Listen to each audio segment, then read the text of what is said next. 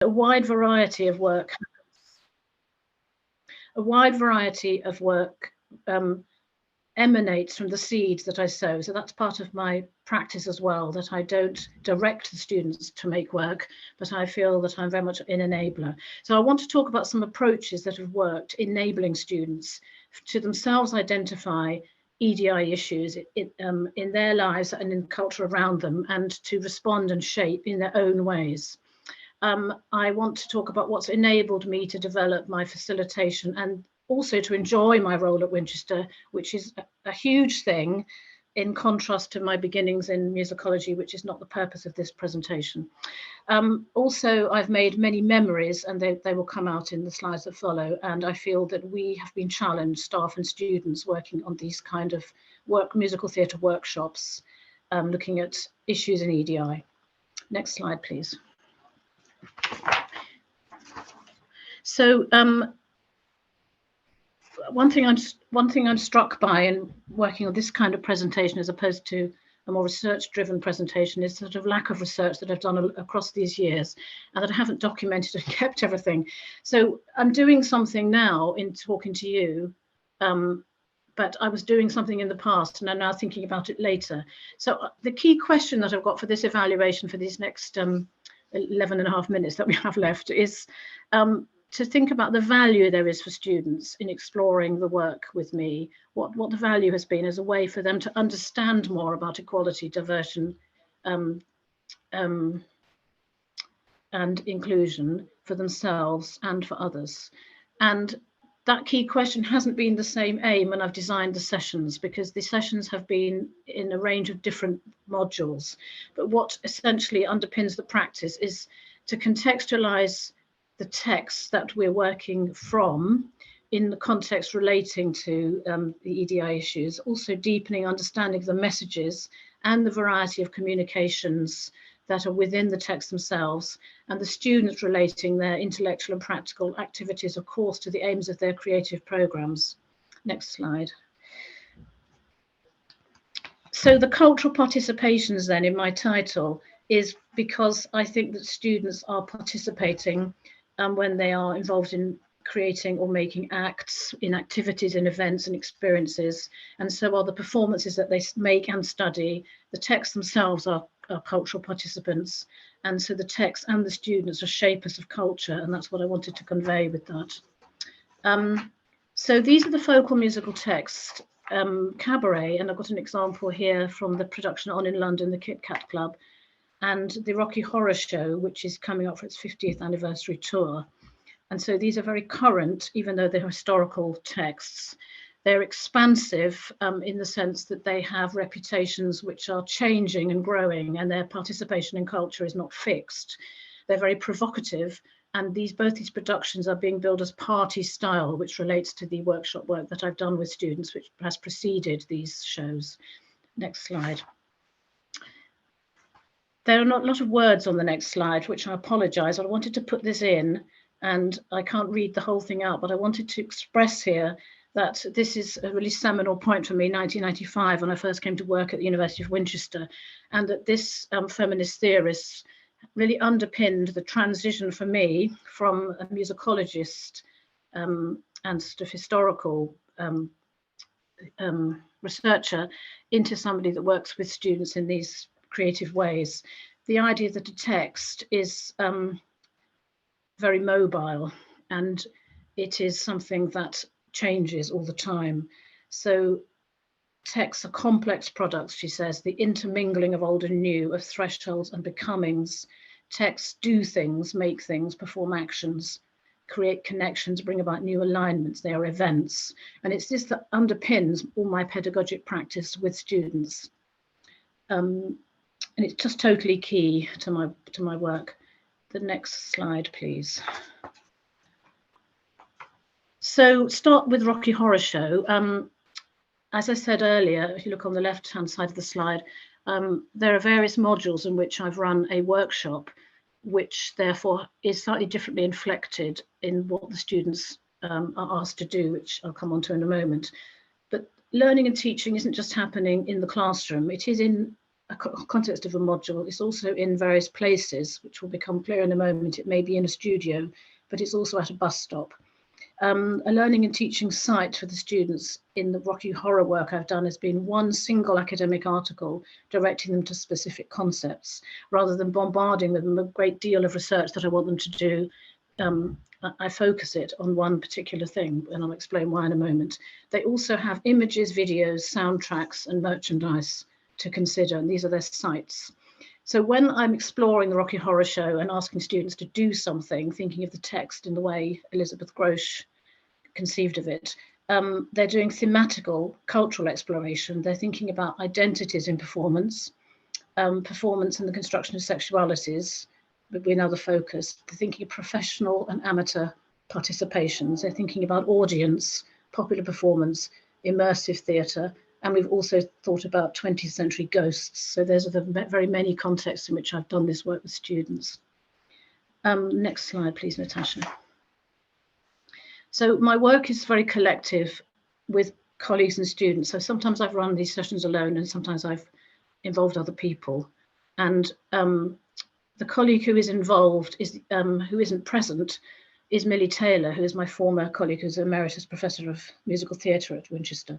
And Millie wrote this article in 2006, and I've put the abstract there for neatness for when people review this presentation, which is recorded, not expecting you to read it. But actually, she wrote this article as a result of us teaching a module together and going to a performance. And then when she had written it, I thought, I'm going to turn this article into a workshop. And I think this is quite a unique thing to have done, and to get students to physicalize the learning into practice, and it's perhaps unique. The students then develop research questions for their practice and from practice, which they observe, but from reading this core article. And these are the questions that we approach the work, the making their own work with, thinking of the EDI issues here and identities particularly. And what space is there for the self in the communal experience? And just in case you don't know, in case you're what they call a Rocky Horror virgin, the audience at Rocky Horror participate and create a sort of prologue or a sort of pre-show and post-show. And this is different for live theatre shows and for the Rocky Horror Picture Show, but there's a whole tradition. And so what we're doing with the students is working with them about shaping and exploring the reception and meaning of the text by intervening in the text. And one of the concepts that comes up in the article that we use is about empathy, and it's about connection and who we are and who the other participants are. Also, gender is something that is very prominent. So what we're doing is we're breaking down the identities of these musical theatre classics, seeing that they're embedded, but making creative choices. So next slide, please.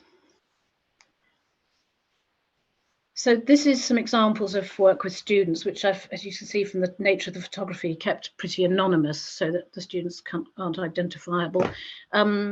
And on the left is actually students sharing some work, and we're standing around, so we're not sitting as if we're in an audience. So what we're doing is we're participating in a layered way. There's multi-layers of experience going on. And the picture on the right is the students who are choosing to participate, choosing to dress in that way, and perhaps is an indication of how different we all are, and that they are empowered to make that choice. Sometimes students don't choose to join and don't wish to be in the photographs or in the activities. Next slide, please, because I'm running short of time. So the key concepts are there on the left, which come from Millie Taylor's article, and the task that I give them is to create an event. They're meant to make something happen in the room, and they can use music for that. They are also always using the musical theatre as a backdrop and a soundtrack, and so music is present. Their understanding of the music is not always as great as it would be if they were music students, but what they're doing is they're intervening. And it's a really open task, and they are asked to be using an awareness of concepts, but essentially it's deliberately open so that they can exercise individual free will. Next slide, please. The next slide is pictures of them in class, and the comment there is from a student's social media page. You can see our studios in the background. Top right, you've got an example of student work. You can see a mobile phone. The mobile phone is showing colours. So students are working with in a multi-sensory way. But I don't think there's often been a presentation where there hasn't been sound in the room. So that's in the studio. The next slide, Natasha. The next slide is the learning site, which is beyond the classroom, which is quite important for their personal identities and how they feel entering the community, because they thoroughly enjoy being dressed up in these other situations, like at the bus stop. And they posted these pictures of themselves traveling, and then after the workshop, they are still in the zone. So their learning is I can't tell you, it's absolutely huge, just because it spreads from the classroom. Exactly what that learning is beyond exactly what I can get into here, but they are taking with them the musical theatre experience. They may be singing, they may not be, but they're outside an official learning space, and much more is happening. The next slide, please. So over time, these workshops have changed. So one of the early workshops here, a student covering herself in fake blood, did a thing in a lift where the lift would stop, and we would all be seeing a sort of still image. And that's the student coming out of the lift. I remember that. But when I last did this workshop, I haven't done it in 2022, and I didn't do it in 2020, though I considered a COVID version. Students started to question the diversity. They questioned that it wasn't as diverse. They had the chance to intervene and make the pre-show or the event against the backdrop of the existing show as however they wanted it. But there was a sort of reluctance. It may have been that particular group of students. Some students increasingly don't want to cross-dress. They don't even like the idea of cross-dressing because they don't think that that is what people do anymore. If people are non-binary, they're not cross-dressing. Perhaps the show is too tame. The students, the last time I ran the workshop, were less prepared and less excited. I would say less inclusion occurred. So the question is then, should this workshop go on? But of course, we now have the 50th anniversary tour of the Rocky Horror. And maybe that's just a blip with this group of students. Maybe it's time for something else. Next slide. So that's one of the things that I've learned as a member of staff, that we can have a successful activity with students that then we have to abandon. But what I would say, that's a picture, by the way, of me there in the red and one of my colleagues.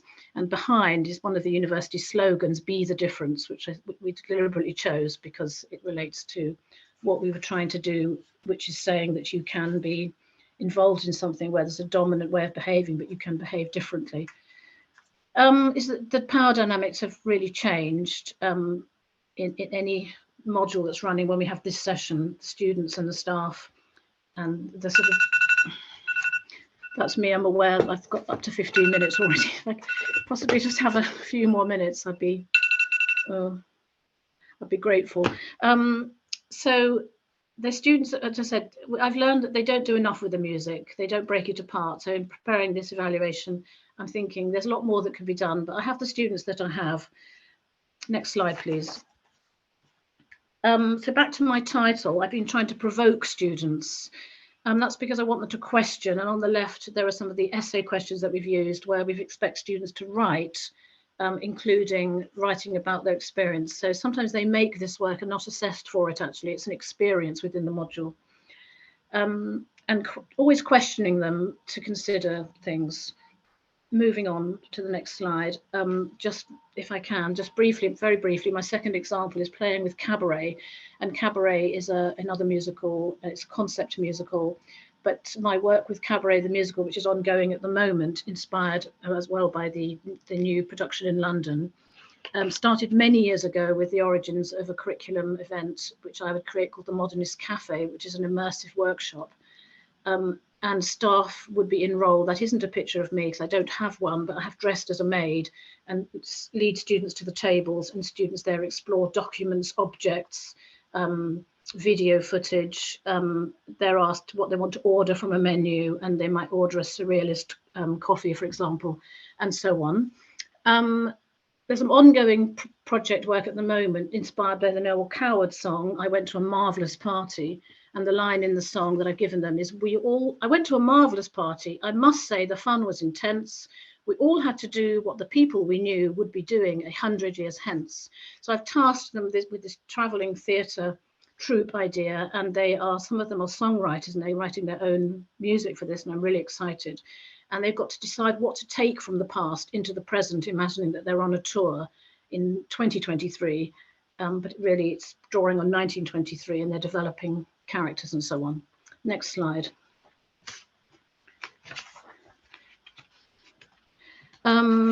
Yeah, so that's just the director of the show in London, which relates to what I've been doing. We went to this show. They have another company called the Prologue Company who come on first and are doing things in the bars, and they bill the event as immersive. Now, it is not fully immersive. It is not immersive in the way my students work, because immersive theatre is all about there being a relationship between the performers and the audience. And in this, your saxophone will come and play in your face, but you can't say, give me the saxophone, I want to play it now. So what I find fascinating is that the work I've done with students with Rocky Horror over decades is what is now in the professional theatre here, in creating another event intervening in this event. Moving on, I'm coming to a conclusion. So I would say to you, perhaps this is actually my conclusion, perhaps my reflections will enable you to make connections and distinctions between sets of examples which might resonate with you, and there might be things that you can do. So in relation to personal and collective and social identities and one's awareness of one's own identity and changing the identities of others through music and through experience, these two lines from these two shows, don't dream it, be it, Rocky Horror Show, and This is Berlin, relax, loosen up, be yourself. And that we've got shows and a learning experience which is looking back, but also looking to the present and the future. And the students are encouraged to be real, to be in a state of being, becoming, inhabiting. And that I would relate back to Elizabeth Grosh and her idea of the text as mobile. These musical theatre shows that I work with, obviously I do a lot of other different sorts of work with my students, but these do tell stories of destruction and liberation. And I think that's very important for personal identities and awareness of what we might use the performing arts to challenge.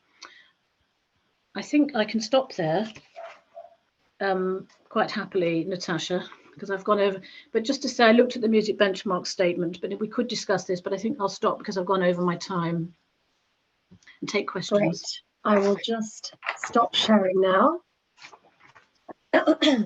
Thank you so much for that, Charlotte. It's a huge amount to think about in relation to my own teaching, listening to you. We have got plenty of time actually for questions, so people can either unmute themselves and speak. Daniel, you've got your hand up. Why don't you kick us off? Hi Charlotte, thanks for that. Hi. Hi. You said that some students didn't take part in the activity, and I was wondering like who the students were and like why do you think some participants or some people didn't want to take part in it? That's a really interesting question, and of course there are different reasons. We have quite a lot of students with special learning needs. The last time, I think in 2021, I did the workshop twice with second and third years, and in my third year group, I had a group of students who were anxious about not knowing what was to come in a workshop, which was connected to their special needs. And I always express in writing in advance what's expected. But when the work is exploratory and it can go any way, you can't make it happen for the student in advance. So the way I played it when I knew I had a group with a substantial number of people that might not engage, I gave people, I haven't shared the actual tasks because it would take too long, but I offered people the option to not participate, but to think about why they didn't want to participate, or that if they didn't want to dress up, did they want to do something else? So we always encourage students to not conform and all have to say act, or all have to sing. They can do various things in the work that they make. Remember, this is just a workshop experience that wasn't leading to an assessed show or anything. So that particular group, I did have, I think one the noise level was high for one person who went away and then came back. They decided to watch adaptations of the Rocky Horror Show. For example, the kind of things that come on Children in Need, and they found a Doctor Who clip. And what they did is then they did textual analysis, which they then were able to talk about. They didn't leave the room, they were involved. In previous years, I've had students who haven't engaged in a module, but have then turned up. And I had one girl who features in one of the slides, who was very, very anxious in most classes and sat with her phone doing the piano tapping thing to kind of keep herself calm in classes when she was there. She was often not there.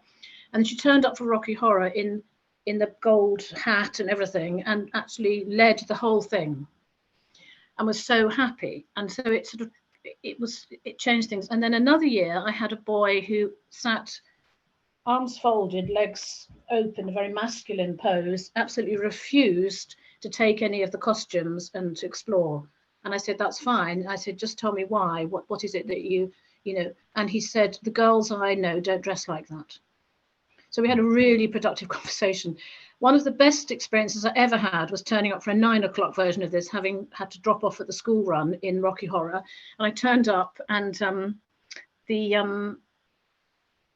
one of the students weren't dressed. They were just in rows waiting for me.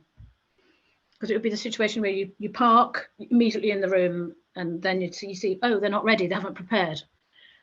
So, and then I just started, because I do a bit of a lecture to try and underline the key concepts, which I know sounds very dull, but otherwise they're just going to have a party. They're not really going to think about what they're doing, and they don't mind that. You know, they're all standing around in their corsets and things usually. But on this occasion, they were sitting. This boy, I just started sort of lecturing, and it was all a bit, I felt a bit silly. And this boy put up his hand. Charlotte, he said, would you like me to go get changed now? Will it be all right to do it in the break? So I knew something was going to happen. So it was actually like almost like a sort of pre-show to the actual workshop, that experience. And he went and got changed. He basically took nearly all of his clothes off and put a little sort of princess tiara and a sort of pink bra. So when you think they're not going to involve themselves, they often really do. But the point of the learning was, when do we want to be involved? When do we want to be in this gang? Or when do we not want to be? And some of them would make work which was about not participating, about being different. And that's why I think the learning from this was absolutely huge. Interesting. Thank you. We've still got a bit of time if there are more questions from the floor, from the room. I'll give people a moment. Nazli. Charlotte, hi. Hi. Thank you so much for your presentation, and there are so many things that surfaced for me. Well, great. I was thinking and feeling a lot about this idea of a piece of work in particular to Rocky Horror that has quite a lot of crosses with what can be described as amateur work and a celebration, and a lot of community arts practitioners engage with it as well as commercial touring. And I was really curious, as you've been working with different cohorts across different political movements that we've seen happen, for example, the 2 waves of Black Lives Matter, the post-Me Too that we're at the moment. I'm really curious, do you find yourself constructing collaboration agreements differently with your students in order to hold the frame of debate with them sociopolitically, artistically?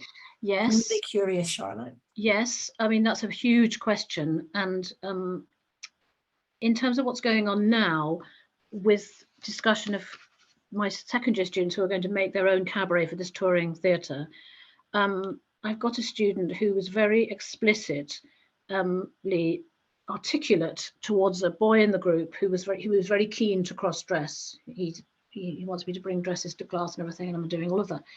And she said, but I don't want to cross-dress. She said, cross-dressing, it doesn't work for me because I am non-binary, and it's not appropriate if we use these terms. And so this is a very small group of students. We've got 6.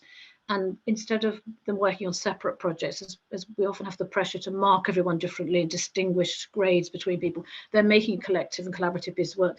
And the way that they listen to one another and they're going to navigate that is going to be really fascinating, because I think they'll put that into the work. And so what I do is I don't set up agreements with them. I would steer it and get them to set up any agreements. What I've always said with this kind of work is what happens in the room stays in the room. But of course, I've then shown you the opposite of that by showing you the students leaving the class. And one of the key things they enjoy with Rocky Horror is to leave the room and go for the coffee break, because they want to be seen.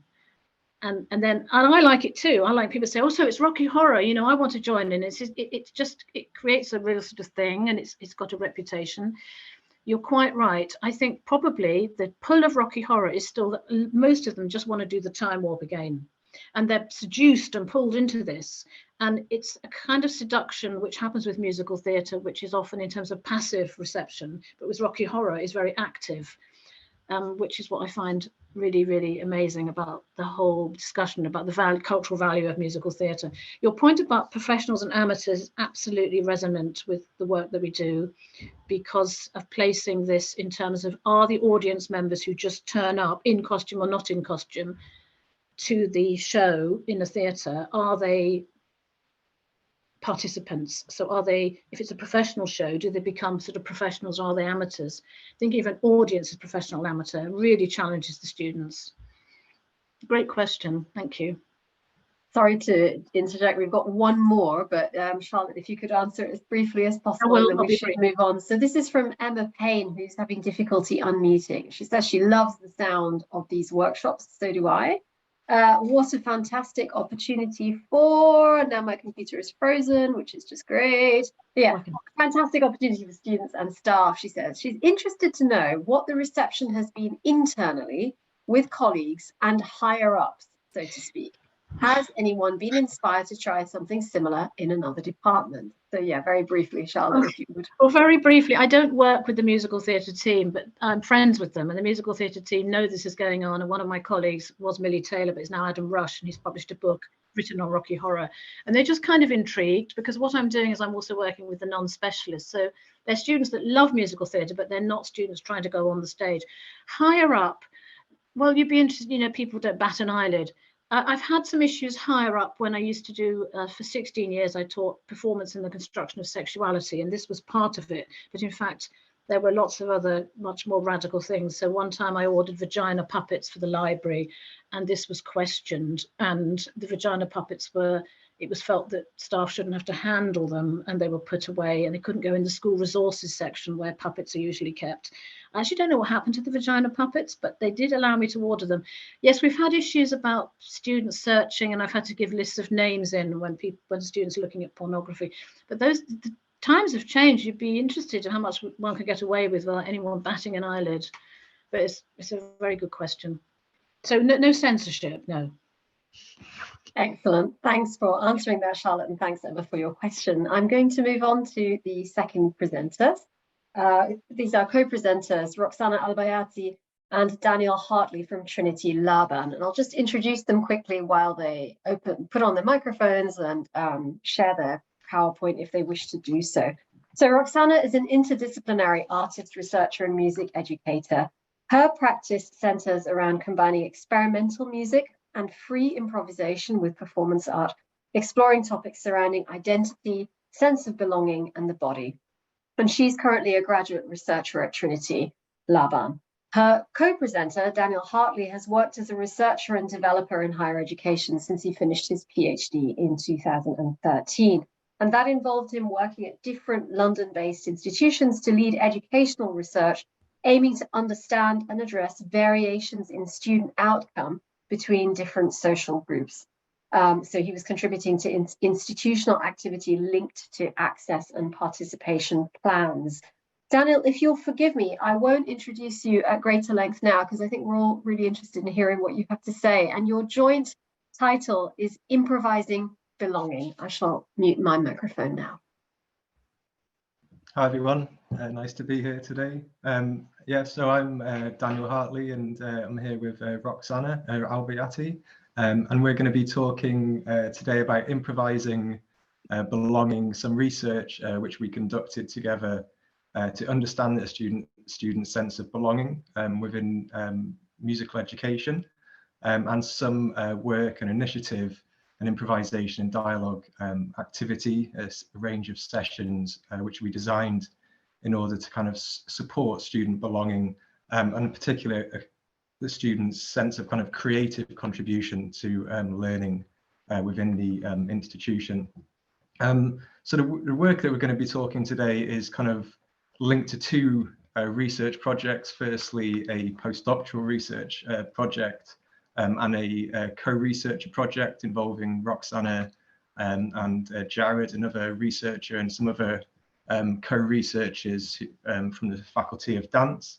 And as Natasha has said, both research is linked to trying to understand and address variations in student outcome and involve looking at the sense of belonging with the students' experience within dance education and music education, reflecting wider research that suggests that it's a sense of belonging which kind of influences different academic outcomes between different students.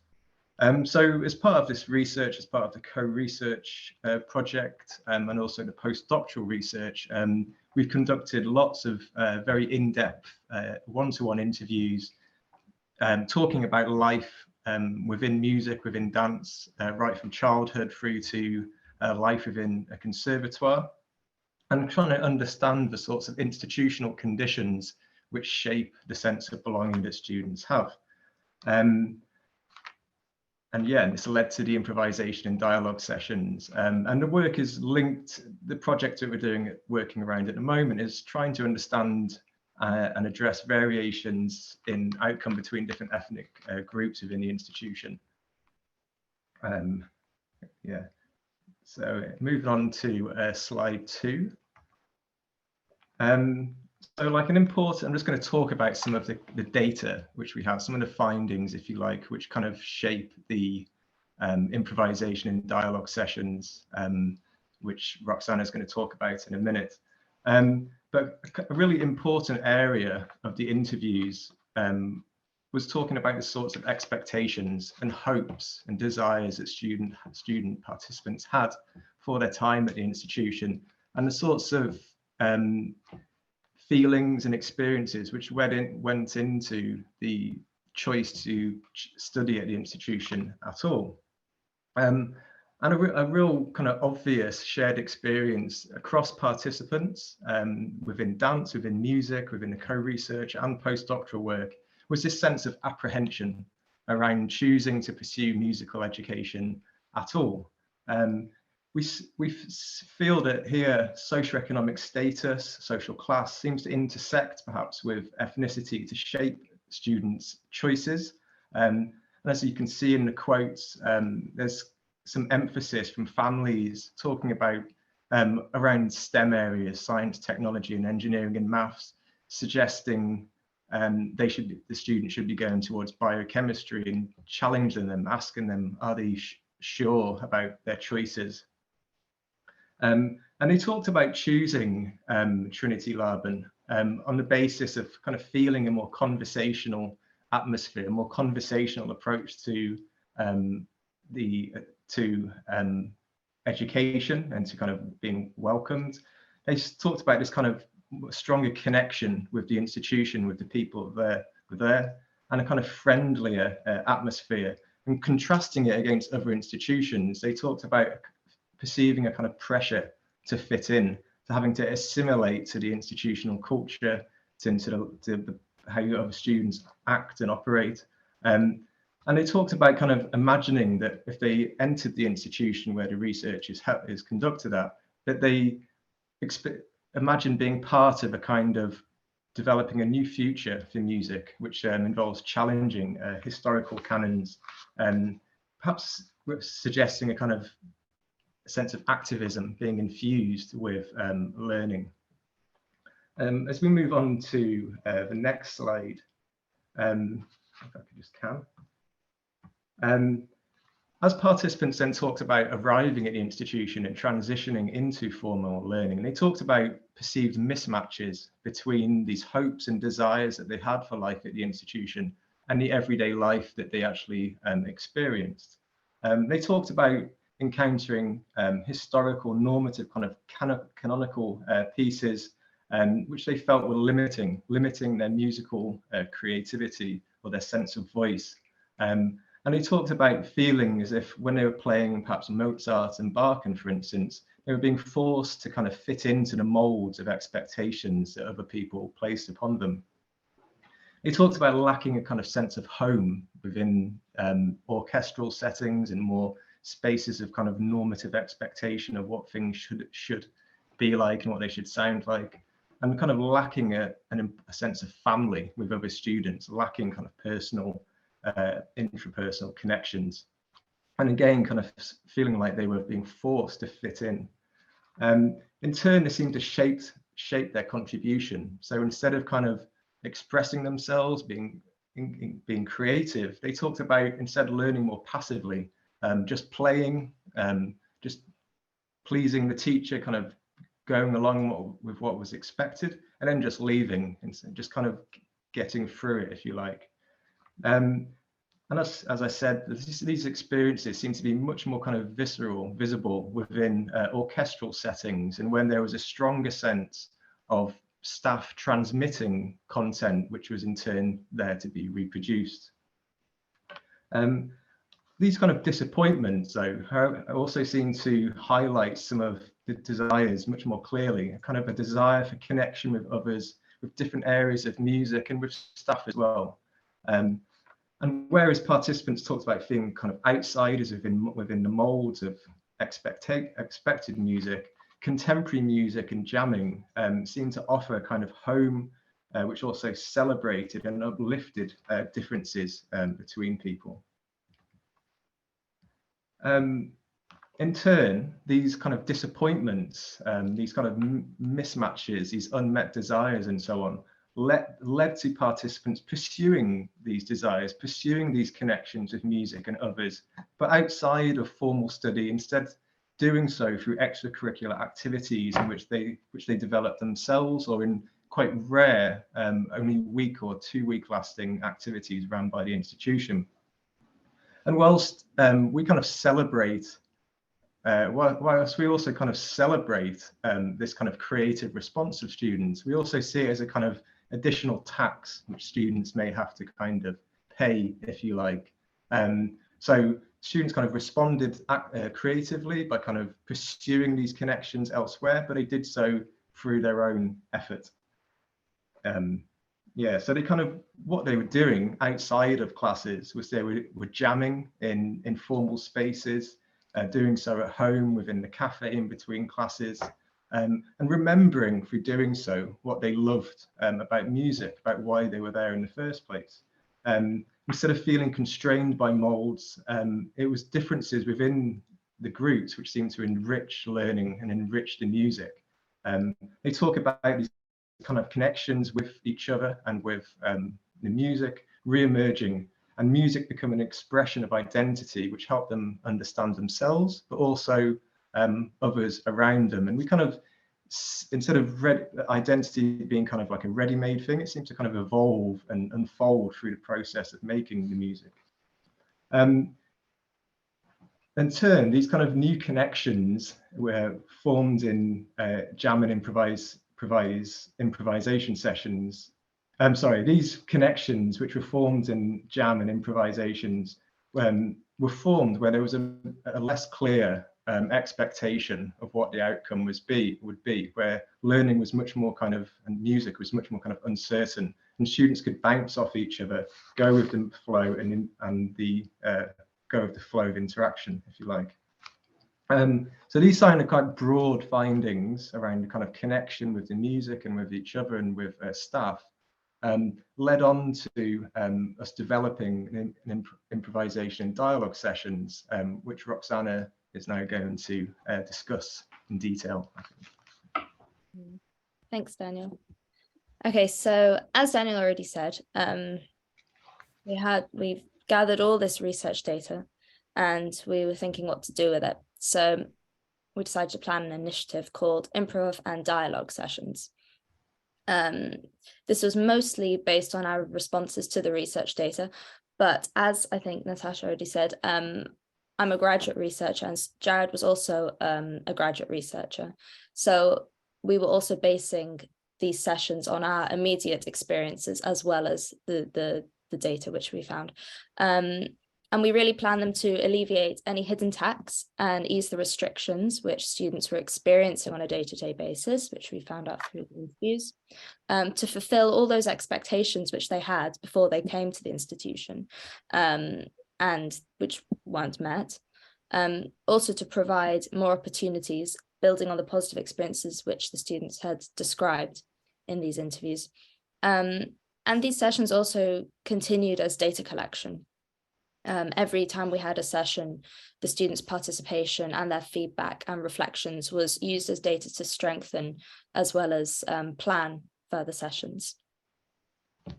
But why improvisation and why dialogue? Firstly, the nature of the two. The nature of having improvisation and dialogue together seemed to create a collective energy and specific connections between people, which was quite of similar nature, and produced a sort of creative and productive thinking as a collective whole. Having the two side by side really was useful, because people generally have varying levels of experience with speaking so openly as well as free improvisation. So students tend to bounce off each other depending on their level of experience and comfort and everything.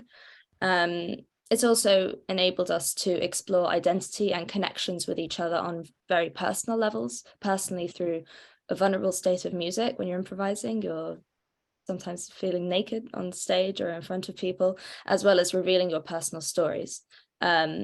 But through this vulnerability, because arguably all these students were vulnerable in the first place, the only way it was a productive atmosphere is because of the open nature and the nature of doing something out of the classical canon without any expectations. That really enhanced the ability for this vulnerability to be used productively in an effective way. Try and change slide myself. Okay, so what actually happens in the sessions? I'll try to go through this quickly. All sessions have a similar basic structure, and there's always room for the facilitators literally to improvise our way through the sessions as necessary, according to who's present and the way the dialogue goes through the sessions. We always start with a graffiti question. As the students enter the room, there's always a large sheet of paper with a question or a statement written on it, and everyone's encouraged, including the facilitators, so I would get on the floor and scribble as well, to write your reactions and your responses to whatever the statement is. And this would influence the opening conversation or the trajectory of the session.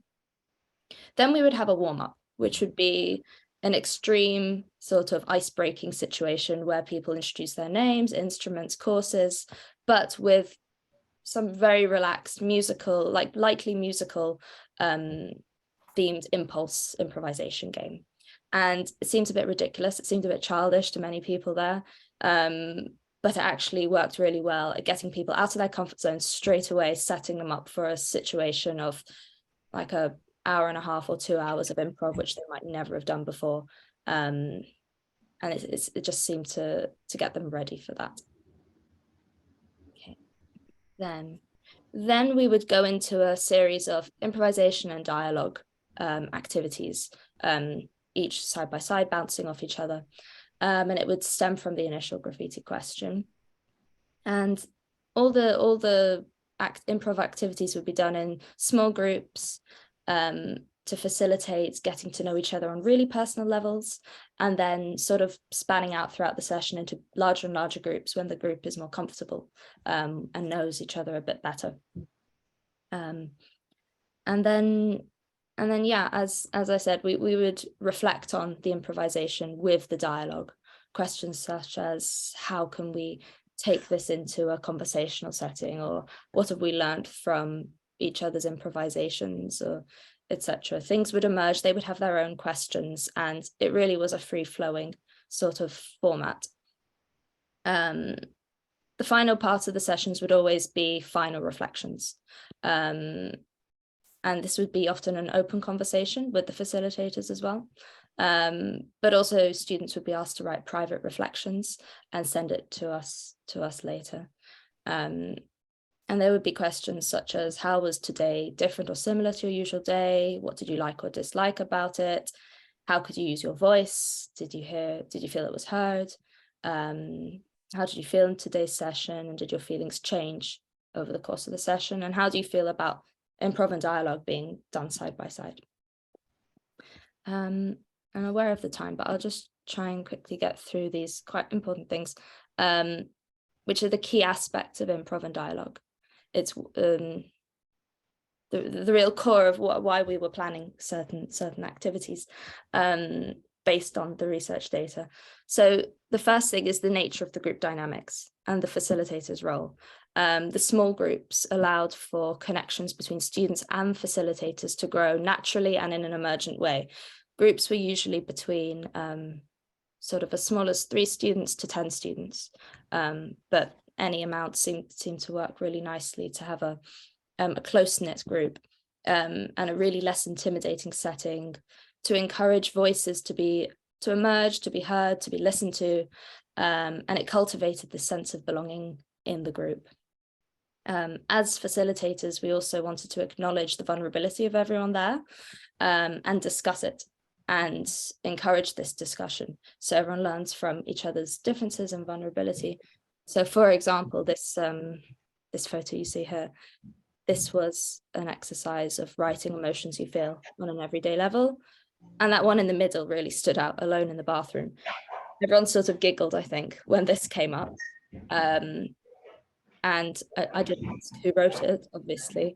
But then I related to it and I said, when I was a student, I remember being alone in the bathroom and crying quite a lot after or during my lessons, running out of lessons and crying.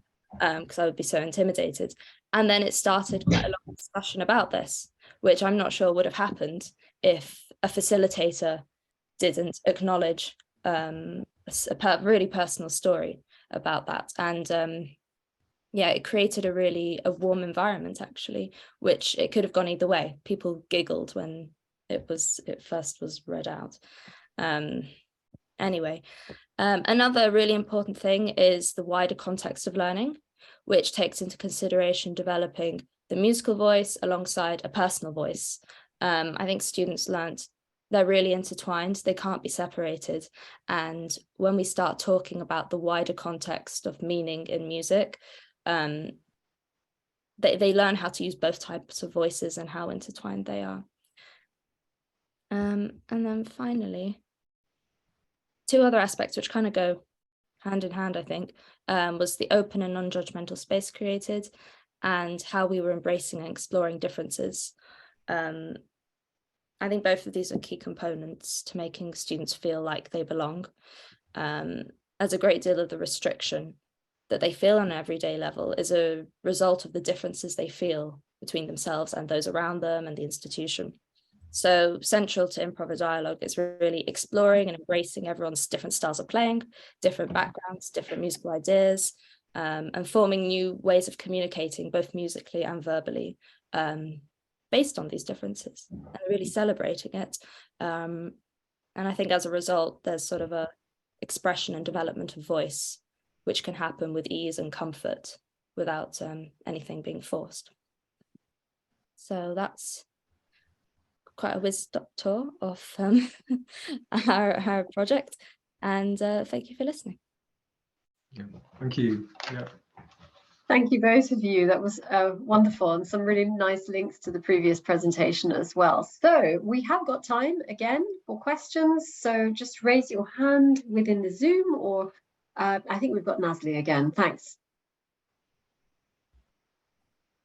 Thank you, Roxanna, and thank you, Daniel, so much for the sensitivity and the creativity that you have been able to share fragments of with us. I'm really struck by the space between vulnerability and fragility, as well as the shifting borders of boundaries that you were talking about, the different containers of boundaries that you were navigating. In particular, thinking and feeling through it from an improvising creative lens. Could you talk more about how you navigate between fragility and vulnerability in the sessions? I guess I'll answer that one. I think it's about having a vague idea, first of all, of where the conversation might go, what topics might come up, because I've been a student in a conservatoire, so I know the types of experiences students might open up with. So it's a bit of pre-thinking of where the topics might lead to and how people might react to it. And I think that's really where the music and the dialogue comes into play.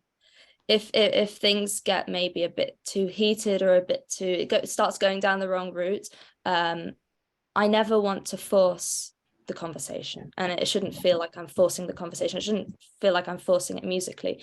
But when there is like a sudden, if I feel like something's going a bit not sensitive, it can't be too sensitive, but sensitive, and there's no empathy from the surrounding body of peers, that's the moment maybe to switch to music, to let them understand what's happening, rather than being too authoritarian with guiding the session. Yeah, and I think that's a really important part of why there's two things involved in the sessions. So you have that flexibility and you have that sort of like buffering for these situations. Yeah. This is something, this use of vulnerability is something that we talked about before, and we were talking about reframing it as kind of, you know, like the importance of acknowledging vulnerability, and kind of like the vulnerability of all of us, and particularly like staff. So kind of Roxanna talking about her own background experiences seemed to kind of really equalize the power dynamics between Roxanna as a staff member and students. And I think Roxanna, also being a recent graduate, also kind of has this kind of like near peer sort of thing as well. So they kind of relate to Roxanna as well. But the kind of dialogue is also informed by background research. So when we kind of tried to provoke discussion about everyday life, we'd already have a kind of like idea about some of the issues. Obviously, Roxanna's perhaps experienced some of the issues. We would already have a kind of idea of the sorts of issues and topics which may emerge from the research that we've done. So in some ways, when we're kind of enabling this vulnerability to be kind of like peeled back, we're kind of like peeling back this, in some ways, like hidden issues within everyday life. So kind of like, yeah, just almost like allowing this vulnerability to come out, and supporting students in a way. Thank you both. Can I invite Simon to unmute and ask his question, please? Thanks. Yeah, this is really interesting.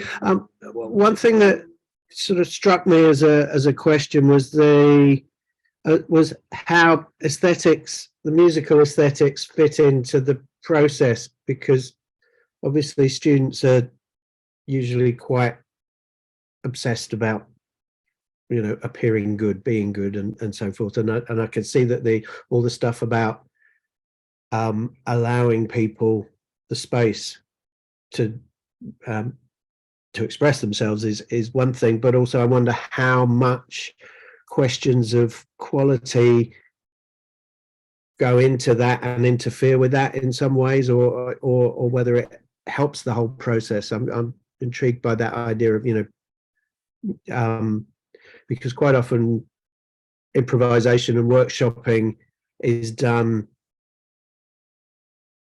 not without a sort of addressing the aesthetics of how things are going. But I've got a PhD student at the moment who's been talking about workshopping stuff, and she says, you know, sometimes the things that feel the best sound the worst, or at least sound very bland and uninteresting. And I just wondered how those dynamics kind of work in this process. Daniel, do you want to, or should I? Yeah, I can have a go. So I did take part in some of the sessions, and And I think there was a kind of openness to the kind of mess which can kind of come out when you get people improvising. I don't think there was, this is answering the question correctly, but I don't think those kind of background aesthetics, these kind of like judgments and so on, were necessarily kind of like problematic in any way. Or I don't think people were necessarily playing to kind of fulfill the expectations of others.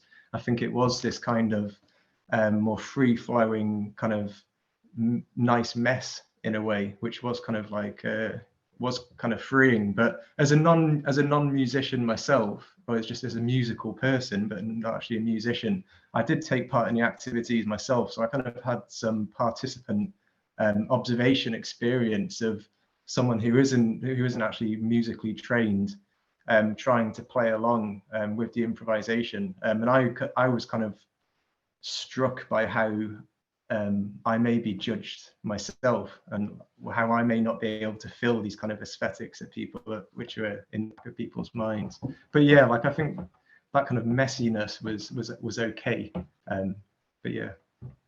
Maybe I could also quickly say, I think it was really apparent that everyone who was coming to the sessions was so desperate not to be judged and just to have a free space. And they knew what they were signing up for. So they were just so desperate to play in a free way. And, you know, a lot of the students didn't have any free improvisation experience, but there were a good enough that had a good amount. And like myself, I'm also a very experienced free improviser, and I teach it elsewhere in the institution as well. And I found that when you have a group of people who aren't so used to the aesthetics or how to achieve, let's say, good aesthetics or pleasant on the ear group improvisations, if you have a few people who know how to guide music, just boosts everyone's confidence. And even if they didn't feel like they were fulfilling those kind of expectations, they would just talk about it because it was a space not to have expectations. So it was just conversations which we had as well. It does come up in the some of the data that we've got. So they do talk about how they feel that when you associate improvisation with jazz, or you have this idea of classical improvisation, you kind of institutionalize it and formalize it as a particular thing. How they talked about that feeling like a limitation or a restriction. So it really was this kind of, it felt like they were venturing into this kind of space where it was okay to explore things, to be messy, or to not necessarily fulfill aesthetics. But it was kind of like reactionary, I guess, in that sense. Great, thank you both, and thanks, Simon, for the question. We should move on to our next presenter.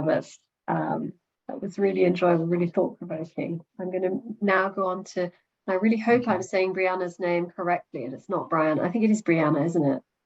Excellent. So it's my pleasure to introduce Brianna Robertson-Kirkland, who is a lecturer in historical musicology at the Royal Conservatoire of Scotland and is the lead research associate for the AHRC funded project, the edited collection of Alan Ramsay at the University of Glasgow. Now, at the RCS, Brianna has worked to diversify what was a lecture-driven, white male-focused approach to music history by inviting students to become co-creators of class content. She's led staff training at the RCS, encouraging methods and approaches for diversifying both classes and performances. And her talk now is called Diversifying Western Classical Music History for Conservatoire Students. Over to you, Brianna. Thank you so much, Natasha.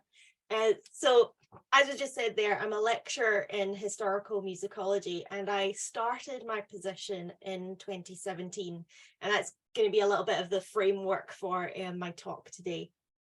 So in the past 2 years, so from 2021 on, there has been a lot of tension in musicology and Western classical music history more generally.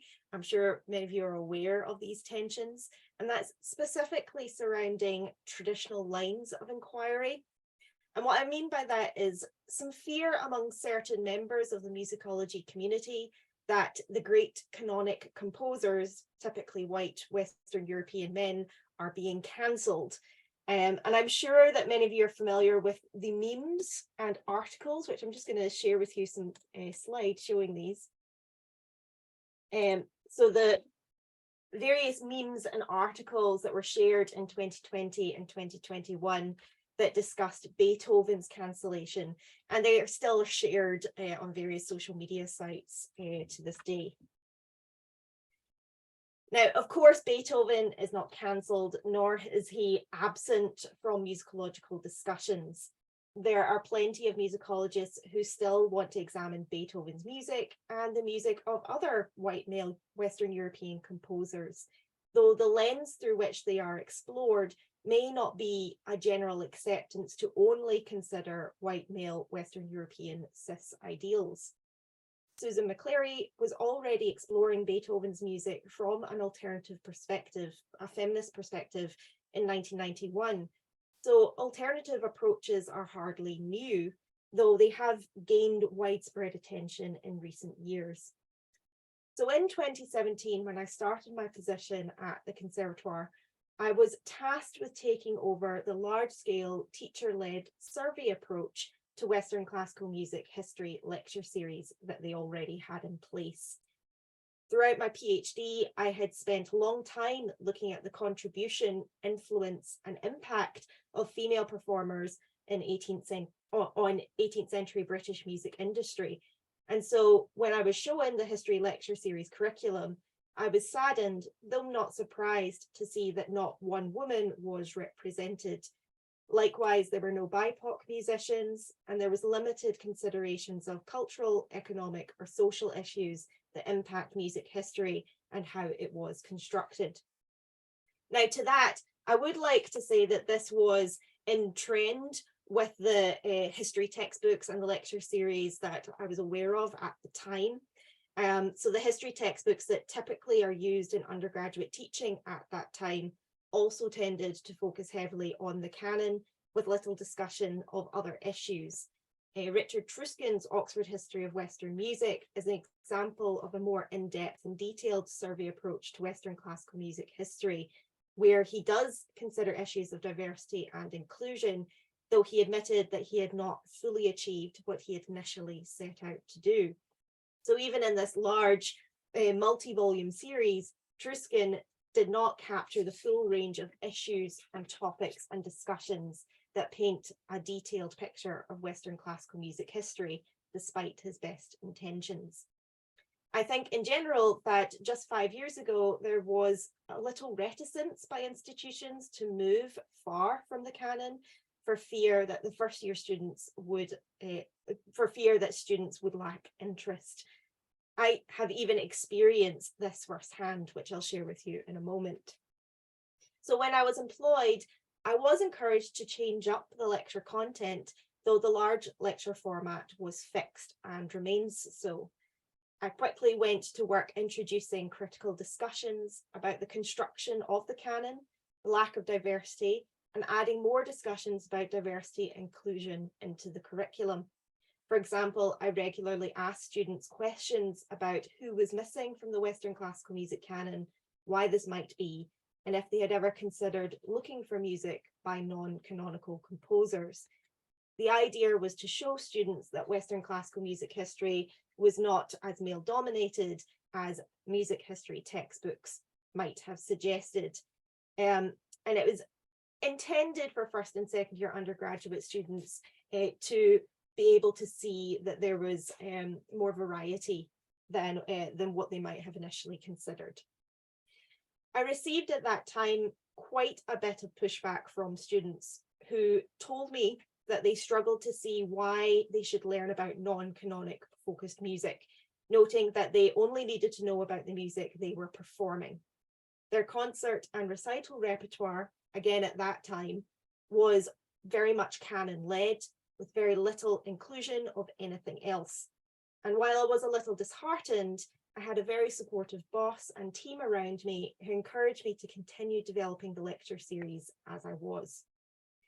At the same time, I was also charged with developing a new third-year musicology module, and early on, I decided to invite students into discussions about the curriculum. Before the module began, I met with each individual student and asked them what they wanted to explore and what they expected from the module. I will say I could only really do this because it's a small module that is capped at no more than 12 students. Had the module been much larger, most of the students, I might not have been able to take such a bespoke approach. Now, similar to the first and second year students, most of the students I spoke to were keen to explore canonic composers, but were generally more open to wider discussions, considering different critical approaches and frameworks. In these early years, I took these ideas and then constructed mainly teacher-led classes, although this is something I have since changed. And in 2018, in the hopes that I could bring more first and second year students on board with exploring a range of issues, rather than having a canon-led history lecture series, I used this method of inviting students to contribute ideas to developing the class content. While I was getting a lot of requests for discussions about canonic composers, there was less hostility when I introduced critically led discussions and discussions on composers who were not traditionally part of the canon. In the musicology module, I changed how I approached classes, instead developing more of a co-created environment. I set weekly reading that aligned with student interests and designed classes so that there was more student-led discussion and opportunities for co-creating research.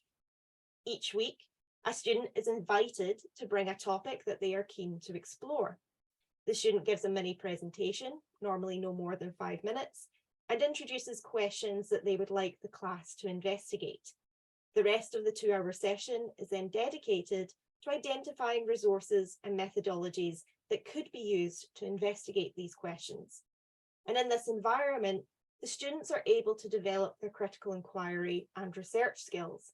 And as such, they develop more confidence in presenting and sharing their ideas. In 2019, a follow-on 4th year musicology research project module was introduced that allows students to develop their own research project and write a dissertation. And since this module started, students have opted to explore a diverse range of music that's outside of the canon completely. And that includes music of the Concerto delle Donne, who were an all-female singing group from the Renaissance period, protest music used during the recent Hong Kong protests, and katajak, a form of throat singing performed by Inuit women. These are topics that I am sure students would not have felt they could have explored had they not developed more critical inquiry skills in a co-creative learning environment. I should also say that when students approach me with an idea, I try to identify experts on that topic and invite them either to be external supervisors, or if they cannot commit that amount of time, to speak with students in 1 or 2 sessions while the project is under development. Thus, the students are supported by an expert in the field as well as by internal institutional staff to develop their projects. As for the first and second year students, since 2020, I have seen a general move away from a desire to explore canonic composers, and instead a move toward a desire for more diverse curriculum. In turn, recital and concert programs are also becoming more diverse. Now, I'm not claiming credit for that, but rather this aligns with more widespread discussions on decolonizing the curriculum.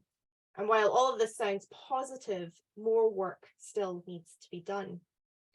I was speaking with my colleagues in the library who have done a lot of work diversifying the library catalogue. Our library is very small with limited space for scores, but since 2020, my colleagues have done a lot of work buying new repertoire by women and BIPOC composers. There are now over 2,000 pieces, but my colleague was rather disheartened to see that only a small proportion of that music has been taken out by students and staff. And they have been doing a lot of work promoting the new repertoire that is being brought into the library through blog posts, social media, and general emailing staff and students in the institution to show what new repertoire is now in the library. They also hold library open days, but this is still not really driven up interest. So in discussion with my colleague, we questioned why this repertoire was not being explored. And we think it comes down to staff tending towards old reliable. What I mean by that is that they tend to recommend repertoire they are familiar with and that they know is going to teach specific techniques and skills to students. This leads staff to tend to recommend the same type of repertoire over and over again, inadvertently perpetuating the canon cycle and contributing to the continuing issues with overrepresentation of certain kinds of composers, while others are underrepresented. So while there does seem to be a shift in recital and concert repertory that is being performed for public audiences, the day-to-day learning still heavily favours the canon. My colleague and I have plans to do staff workshops where we play through the new repertoire in the library in the hopes that the staff will be encouraged to change up their recommendations. What I mean by that is that the staff would be invited to contribute to the workshops and we would play through together the repertoire to see what it is like. Now, those workshops are still to come, so I'll need to follow up with you all on how that goes. I imagine this will be a bit of a process with several workshops needing to take place, perhaps over several years, to help staff identify pieces that they would feel comfortable in recommending to students. And in conclusion, there is a shift, and for me, that is a positive one, but it has been rather slow and at times frustrating. What I have learned is that students are much more on board when they feel confident and empowered to drive the change rather than being dragged along. My experience of encouraging a co-creative environment has been a positive one, and every year I'm introduced to new topics I'm introduced to new topics and ideas by my students, which in turn is keeping me fresh in my own professional development. And this is just my approach and my experience. And of course, a student-led co-creative environment might not work for everyone, but for me, it has been effective and it has allowed me and my students to explore topics and discussions about music that we might not otherwise have explored. In turn, I hope I am equipping my students with the tools to think more broadly about music and to approach such topics and discussions in a respectful and considered manner. Thank you very much, Brianna. Lots to think about there. And for me as a Conservatoire bod, a lot of that resonated with my experiences too. So I'm sure there are questions from the floor. Would anyone like to raise their hand and unmute?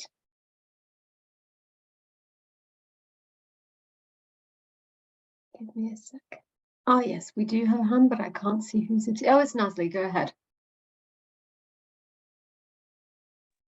So sorry, I've been very excited for this session, so I have lots of questions.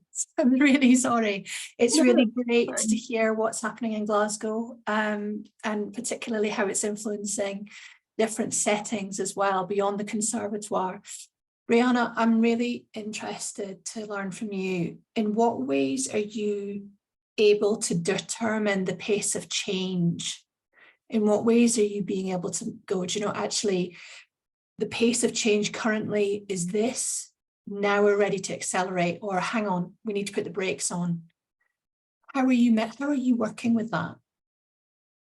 That's a really good question. And I guess the issue at the moment is that with the pandemic, it's sort of kind of created this oddness in time where we have the before pandemic and what was happening in the after. And in some ways, it's caused things to feel like they've accelerated very quickly. So discussions and movement and change that might not or might have taken quite a bit longer have accelerated very quickly, while there are other areas that kind of feel that they have had perhaps less attention, or that we're moving back to what it was pre-pandemic.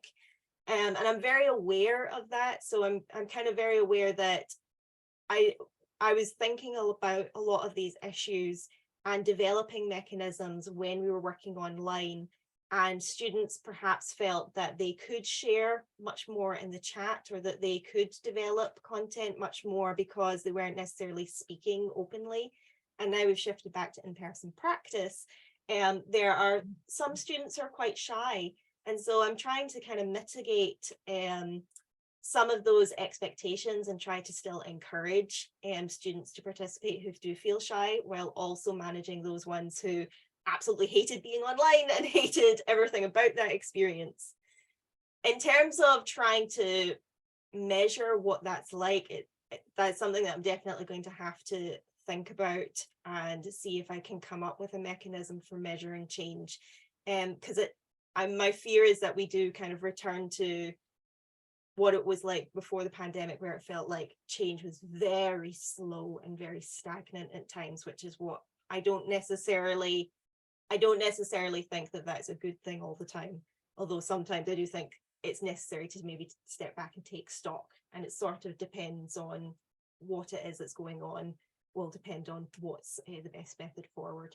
So thank you for giving me that to think about.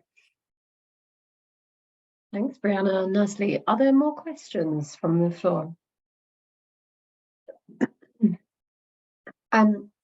If people don't have anything to ask, can I ask a question, Brianna? Because I have to teach a survey course myself next term, very much against my wishes, I have to say. And I suppose I wanted to ask how you cope with the sense of relinquishing expertise that comes with co-designing curricula. So when I tried this for the first time a term ago, when we were looking at global song repertoires, I found myself constantly in the situation of having to say, well, I don't know the answer to that question. I'll find out for next week. And that the sense of losing authority as the academic in the room is not a comfortable one, but perhaps I'm just looking at it the wrong way. So the way that I've tackled that is that, yes, I often have to say, I don't know the answer to that question, but then I shift it more onto research skills and I say, well, with you, let's find that answer. And I will build time into each class to allow for time to go and search for things. And actually students have come back to me with feedback saying that just seeing how I approach answering that question or identifying sources, or saying, actually, we need to think about a broader methodology for how we approach that, because sometimes our questions are really, really big and they can't be answered quickly. That they say then, actually, that made me then think about how I would then approach that topic on my own. And I wouldn't have necessarily thought about those research skills had I not seen that in class at the time with you having to tackle that issue. And so that's where it can be quite powerful, where the students are actually learning skills from me just as I'm in my process of trying to answer their question. Thanks for that. And as a follow-up to that, thinking about the context in which you work, what sorts of allies have you found amongst the instrumental and vocal teaching staff? I'm hoping you have found some. And what sorts of communication, what's working with those colleagues?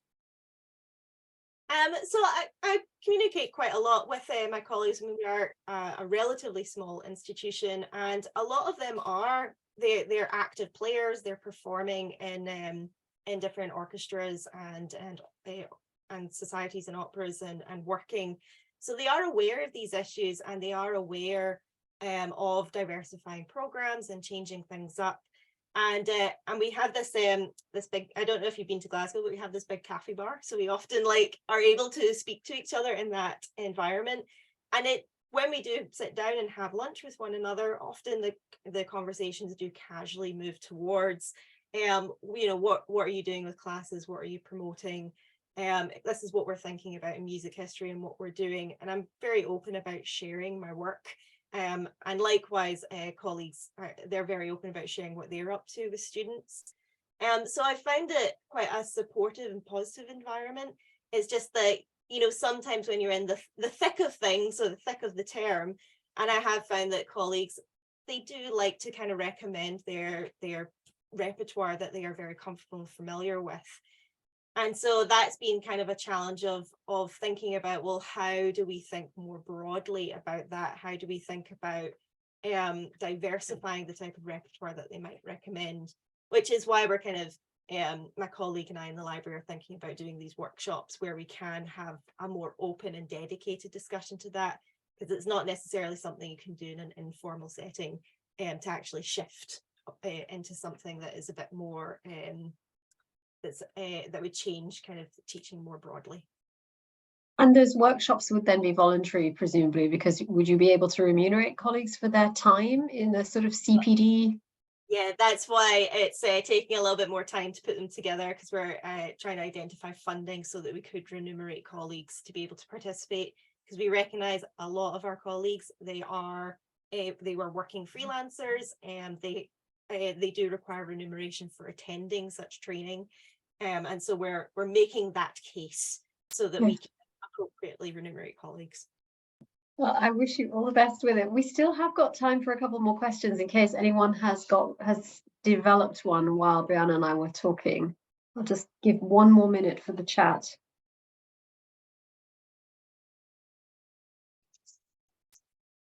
All right, in which case, thank you very much, Brianna, for that. And I hope we get to hear the next installment of this and how the workshops go, which allows me to turn to our last speaker, Marc Estibeiro. Now, before I start, I would like to check that he is actually with us and online. Yep, here I am. Fantastic. I'm glad it works in the end. I'm Yes. going to introduce you now and hand over for our final presentation of the afternoon. So Marc is a composer, guitar player, and academic. He has degrees in music, music technology, and applied linguistics from Middlesex University, Bangor University, and Essex University. And he got his PhD in composition from Durham. His work focuses on composing music for acoustic instruments and electronics. He's presented in many, many different places, which I'm not going to read out here. In 2019, he composed the music and designed the electronics for a large-scale Audiovisual Arts Council-funded project, which used local and international musicians to explore the social and cultural legacy of the potteries industry in the city of Stoke-on-Trent. And he's currently an associate professor of music at Staffordshire University in the United Kingdom. And the title of his presentation is Addressing Barriers to High-Quality Music Education in Underrepresented Groups. Over to you, Marc. Thank you, Natasha. Before I start, I'm just seeing if I can share my PowerPoint. Sure, I'll let you know. It says host disabled participant screen sharing. Can you change that? I can do that. Give me 10 seconds. Sure. And you're MLS one. Yeah, I don't know why, but I am. No, it's good. You can do this. It should be possible now, Marc. Excellent. Just give me a second.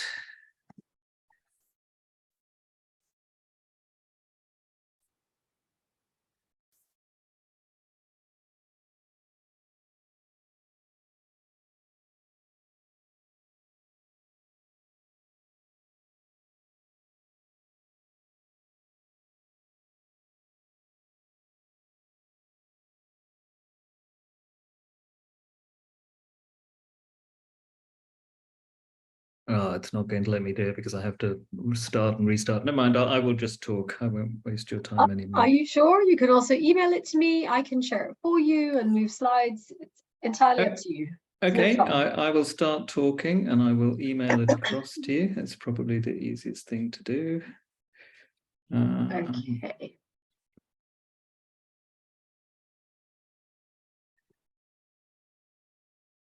Right, everyone, just give us a few seconds while we sort this out. Sure.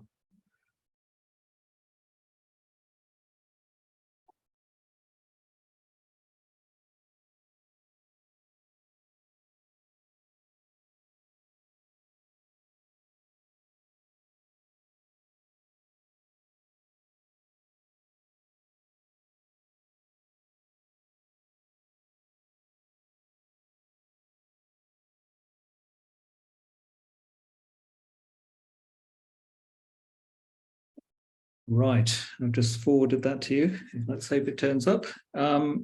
Sorry about the delayed start there. I'm Marc Estibeiro. I work at Staffordshire University. I'm part of the music and sound team there. And at Staffordshire University, we do degrees in music production and we do sound design degrees. And I also run the master's course in modern music practices, which is a very general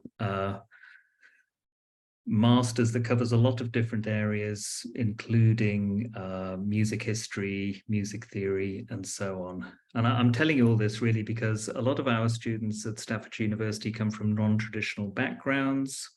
A lot of them it's the first time they have managed to, they come from families who have only, it's their first time in higher education.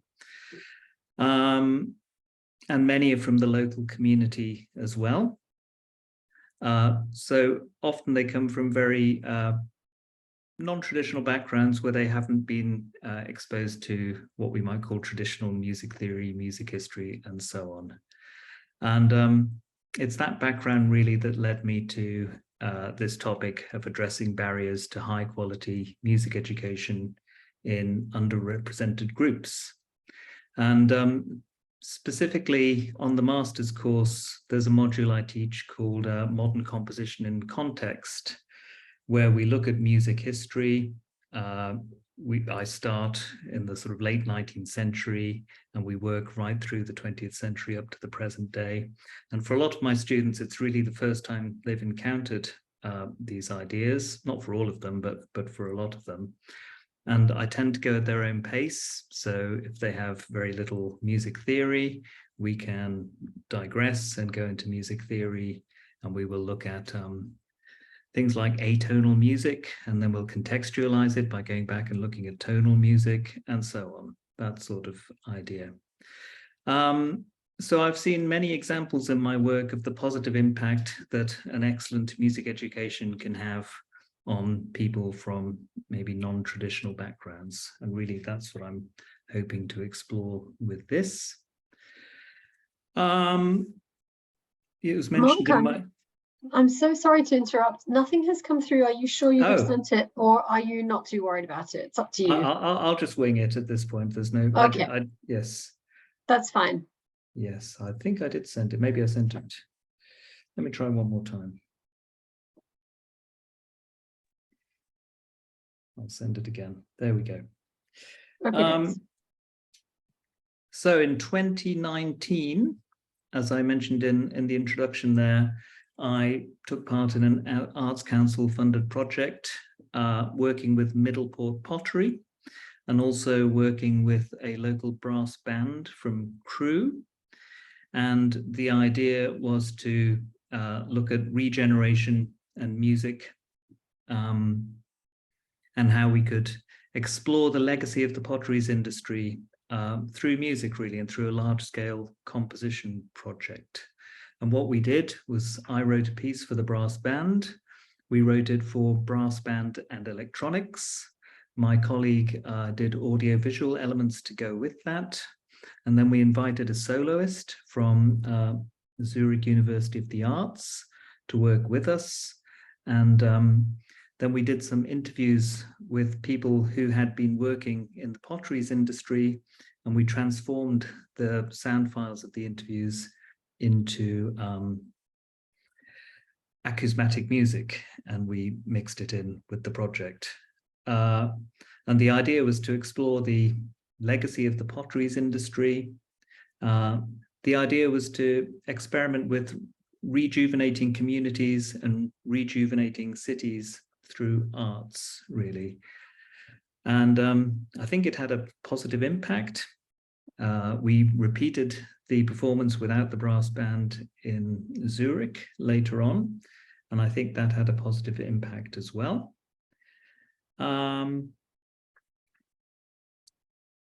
So I think the idea there was to bring professional musicians and composers together with local communities to work on large-scale projects, exploring ways in which we could,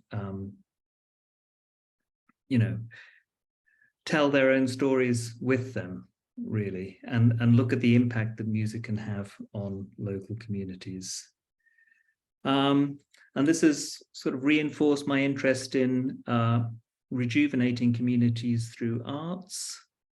It allows me to focus on like culture-based urban regeneration and the ways in which arts and cultural activities can attract investment, the ways that they can be used to regenerate provincial cities through cultural programs, how we can develop ties between different regions and different cities, nationally and internationally, through cultural programs, and encourage a deeper mutual understanding and a stronger solidarity, really, through the arts, and how we can engage communities through arts and culture.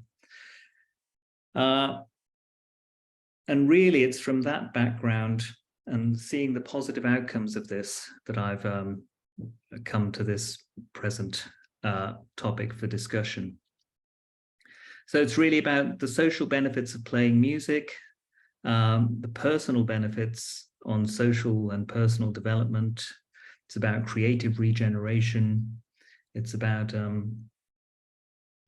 the beneficial impacts in areas such as the area in which I work, Stoke-on-Trent, which are facing social challenges, unemployment, substandard housing, low educational attainment, lacks of opportunity, and so on. And the benefits, of course, everyone in this room will know the benefits. It's to do with enjoyment, it's to do with well-being and confidence.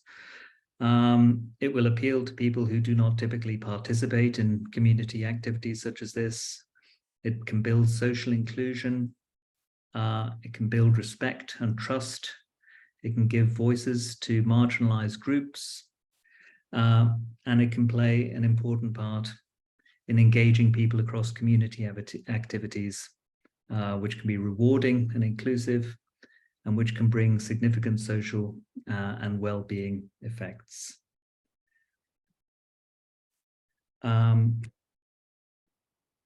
So that's the background to my current project, which, as I say, is in its very, very early stages at the moment. Really, I'm here to listen and learn as much as I am to share my work with you.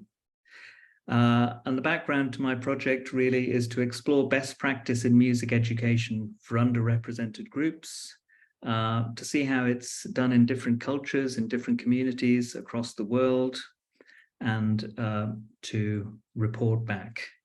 And as a little bit of background to that, I applied for a Churchill grant in the autumn, which I didn't get, but which I'm hoping to apply for again next year.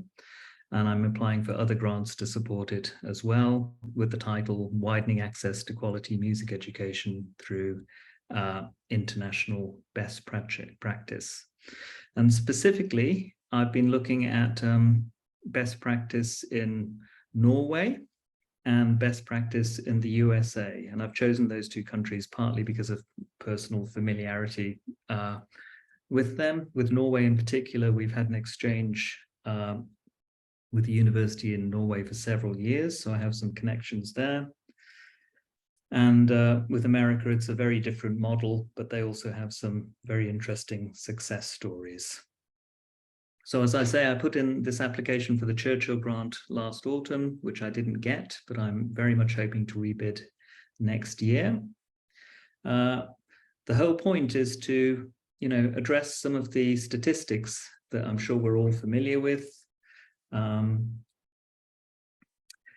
Arts Council England have shown that 7% of employees in the creative, excuse me, in the creative industries are from Black and ethnic minority backgrounds.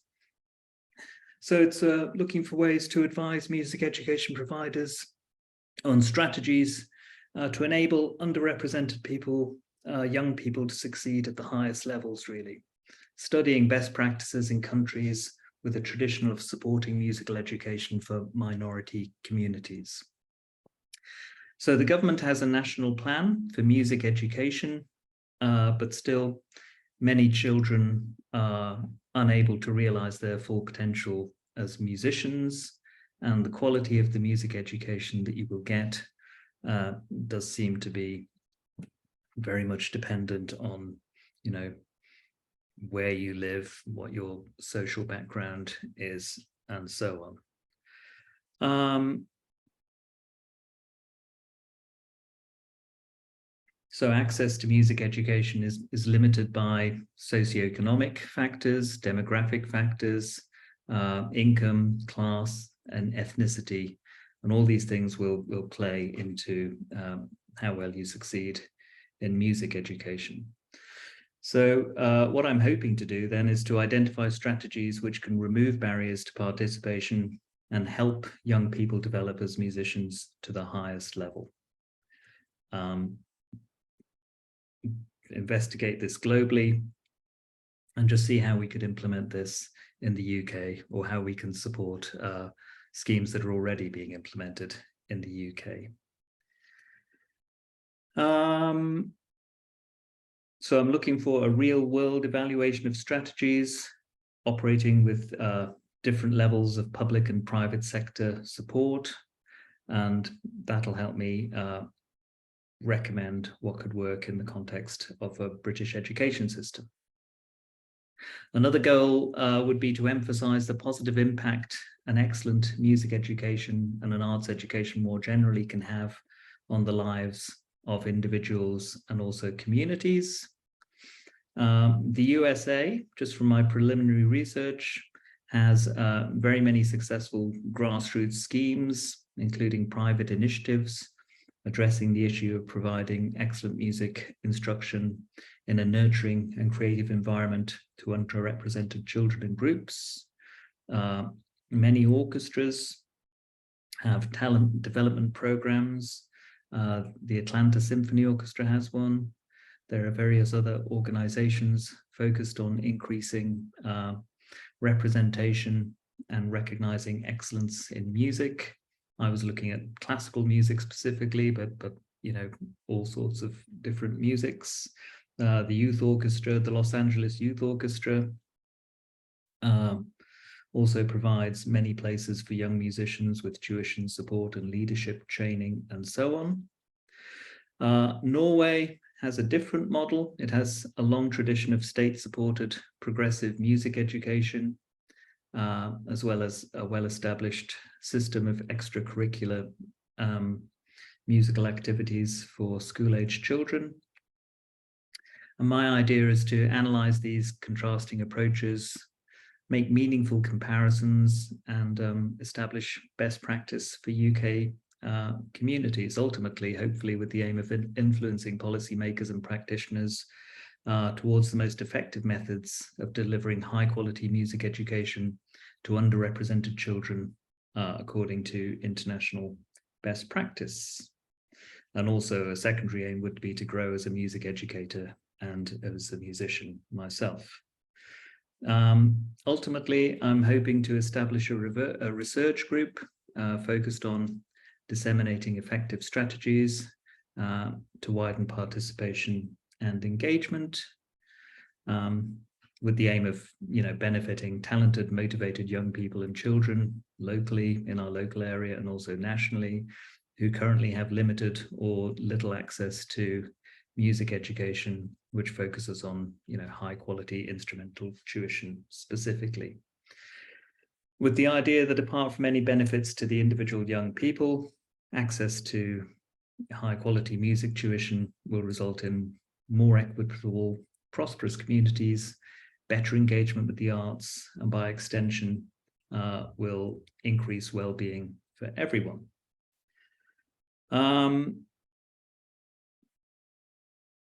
So having said all that,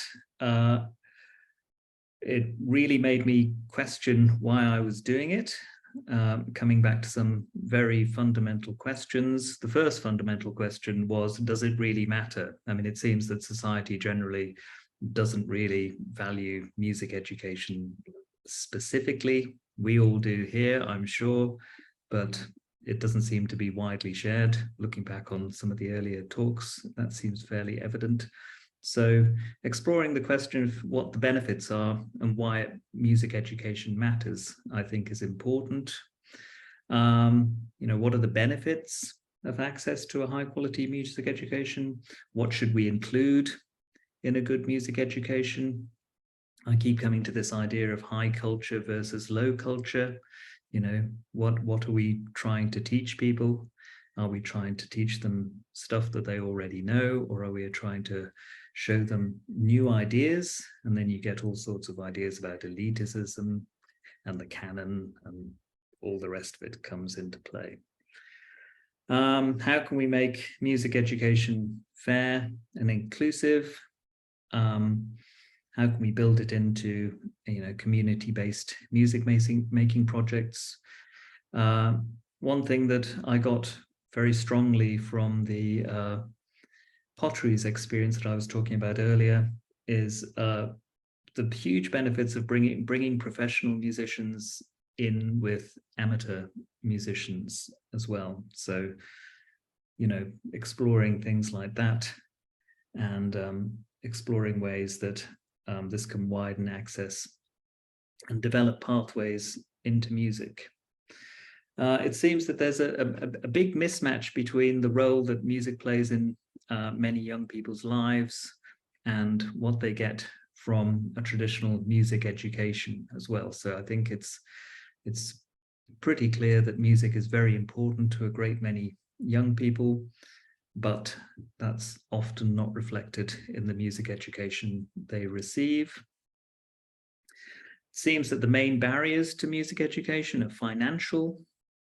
That's both at a personal family level and also at a more institutional level, and cultural as well. Ideas that a music education isn't for me, or a music education isn't worth it because you won't succeed and it won't help you to get a good job, in inverted commas. And this has resulted in a huge fall off of people taking GCSE music since 2010. This is partly due to government policies, including focus on STEM subjects, introducing performance measures in schools. It just generally pushes arts subjects, and music specifically, quite far down the agenda in many schools. It also raises questions about, taste, assumptions about taste. We were talking about, canonical composers earlier, and who gets to decide what the canon is. So I guess we need a curricula which reflects a diverse society, but which also exposes people to music that they may not be exposed to otherwise, and a curricula which includes a sense of well-being, belonging, and ownership as well. So that's basically where I'm at the moment. I'm exploring, the privately funded grassroots schemes in the USA. I'm also exploring the more progressive state-supported music education in Norway, with the aim ultimately of turning this into a research group and disseminating the information. So early stages, a lot to do, but that's where we are at the moment. Thank you very much. Thank you for listening. Thank you very much, Marc. I'm really sorry the PowerPoint never appeared, but you've said so many important things which I think are very close to all of us at the moment. You raised a lot of questions which I think a lot of us are worrying about. So we have enough time for discussion and questions, and I will ask Daniel to unmute. Hi, Marc. It was really enjoyable, and it'd be great to join your network if given the opportunity. I wonder, just looking ahead, how will you kind of make sense of the complexity or kind of mess of what you call barriers at kind of the global level, and how these may kind of also vary between non-traditional groups, which is it's a very broad category. It's kind of unsure who is traditional and who isn't traditional. But how will you kind of translate these barriers, which may kind of vary between groups within the idea of who is non-traditional, but also how will you kind of translate from the kind of global level to quite a very localized context of Stoke? And I wonder whether, kind of building on this, whether you'll be kind of conducting any localized research to kind of understand how these kind of more global detached ideas of what barriers are kind of translate into a much more kind of localized context. I think the next stage for me really is to secure funding to take this further, and then to do exactly what you suggested, to get out there and do some local research.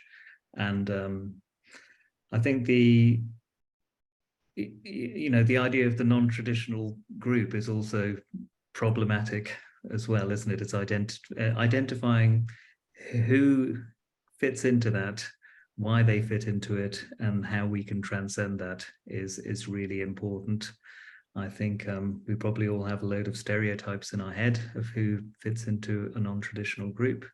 Really, I'm looking for anyone who would benefit from a music education, who may not be receiving that at the moment for whatever reason. And I think, as I said earlier, my starting point for it is our own students. We get a lot of students from non-traditional backgrounds who maybe it's their first time in higher education in their family and so on, and they're from the local area, and they come expecting and receiving tuition in their own music. You know, they decide the genres we study, because we're not a conservatoire, we're teaching music production and so on, but also we expose them to other genres as well, and they're extremely receptive to it. You know, they're extremely open-minded to it. So it's exploring. I don't know is the short answer to your question. That's all part of what I'm hoping to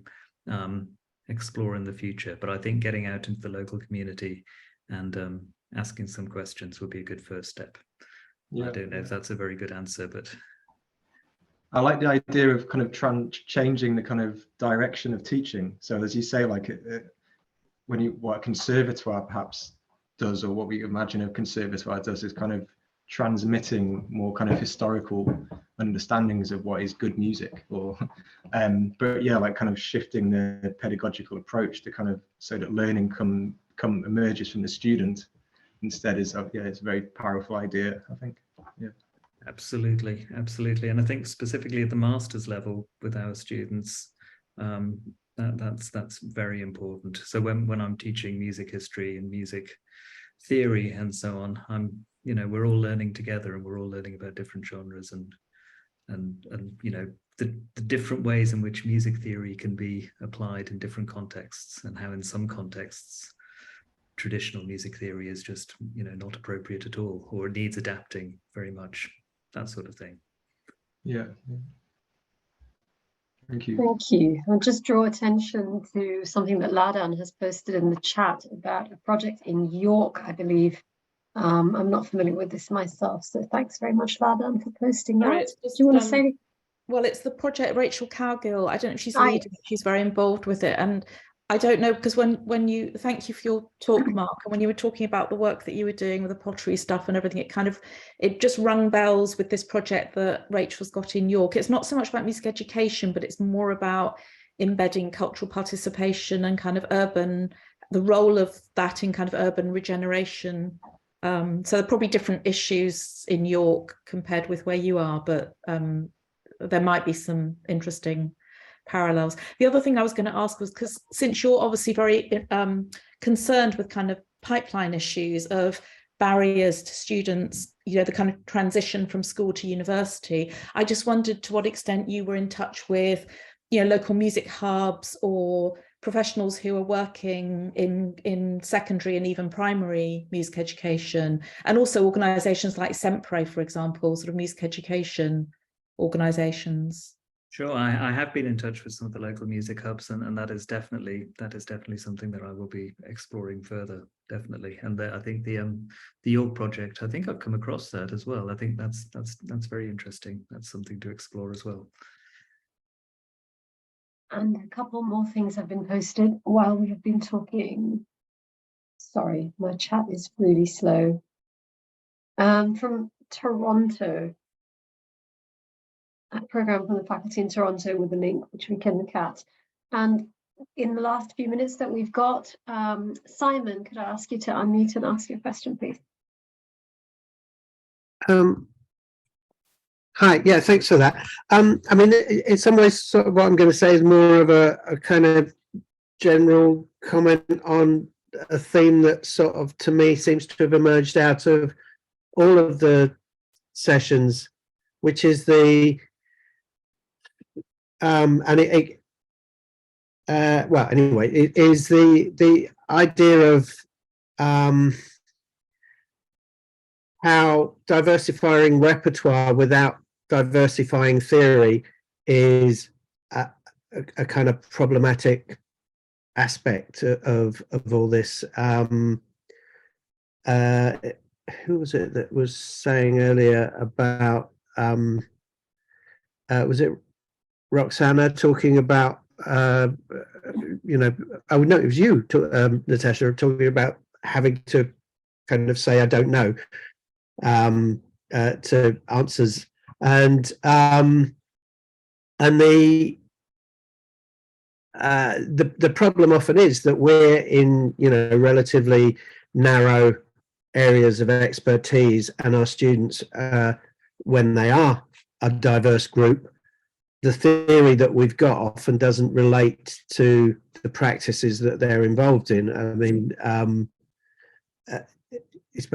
with music technology, it's very often the kinds of things that we're analysing are not to do with anything relating to harmony or notation, or, you know, all of the aspects of music theory that kind of prioritize a particular way of making music or way of thinking about music, and that was really, I mean, it's not, as I said, it's not a question, more of a sort of raising of a point that that music theory feels as if it needs to up its game, I suppose, or just broaden its game. Yeah,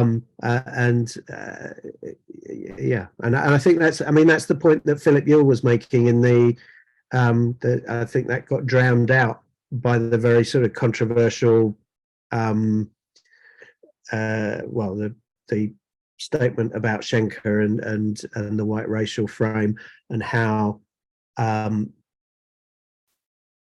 that music theory needs to change in order to accommodate these things. And I think, yes, Laban, I think it is happening gradually, but it also yes, it's very slow. Sorry, I'm reading Laban's comments whilst I'm talking. Yeah, that was all I wanted to say, really, was just to make that point. I think that's a great point and a great phrase. You know, music theory needs to change to match the diverse coefficient in music history. I think that's what you said. I think that's absolutely true. I think it is happening. I think it has to happen anyway. It happens naturally. I think if you want to talk about any sort of music that's slightly outside the traditional canon, then you're going to come across issues, and you need to find ways to talk about it, and those ways won't be the traditional, you know, 18th century music theory. But also, on top of that, I think it's important to give our students the tools, expose them to the tools, and show them how those tools can be relevant to, you know, their own practice. Yeah, I think, sorry, can I just follow up? Of course. It's just that when my daughter was studying GCSE music, and they were looking, you know, they were looking at this sort of broad range of repertoire, and just briefly speaking to her music teacher, she was quite out of her depth with a lot of things. But it wasn't just that she was out of her depth, it was that the actual curriculum was just plain kind of, well, I won't say wrong, but it was very kind of problematic in some ways, in the way that it talked about production. For example, there was a Jeff Buckley track that they were talking about, and that some of the things that they said about it were just technically incorrect. And it just struck me that it's a problem when even our kind of institutionalized education is not getting it right. Yeah, anyway, so yes, I'll shut up. I'm very sorry. I think we do need to finish on time, because various of us have got to run to other meetings in about 60 seconds. It's been my real pleasure to chair this session this afternoon. Many ideas coming from the speakers. So many thanks to the speakers and to all of you for attending. Is there anything that I need to do, Laban, which I have not done? Just checking with you as the head of this.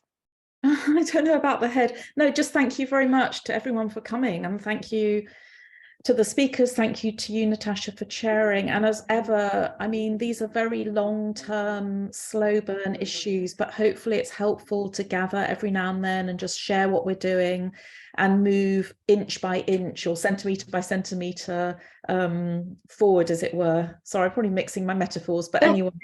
So thank you, everyone, and see you another time. I think there'll be another EDIMS forum in a few months' time, and we'll be circulating information on that. Thank you. Thank you, everyone. Goodbye.